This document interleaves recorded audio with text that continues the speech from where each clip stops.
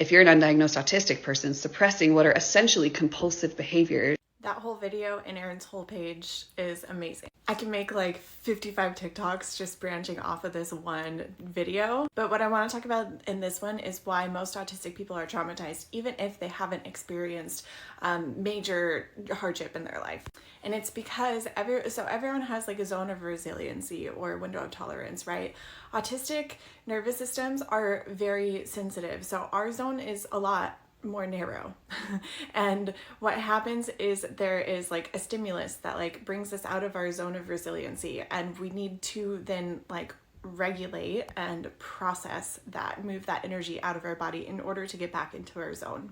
Stimming is the exact way that we do that. That is how we bring ourselves back into our zone of resiliency and regulate our nervous system.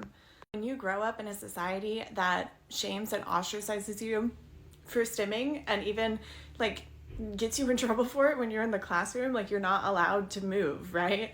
So you learn to suppress that. It is the suppression of that regulatory behavior or that stim that actually causes the trauma, because all trauma is an incomplete nervous system response. All trauma is an incomplete nervous system response. It means that at some point you were stopped before you were able to get to a point of regulation. And you can be stopped for so many different reasons, but one of the reasons is self-suppression.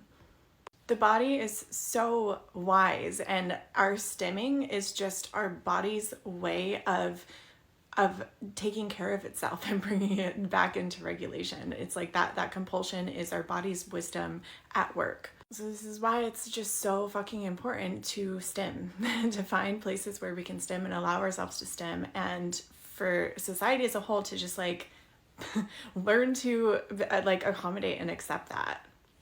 Otherwise it causes trauma. We tend to think that trauma are like these really big things and life events that happen to us, or abuses or things like that, but it's really not that, because we can endure those things and come out of it untraumatized if we were given the space and time like to actually like regulate and process. And we can go through really like minor experiences and come out traumatized if we weren't able to finish that regulation. I wish you all happy and healthy stimming.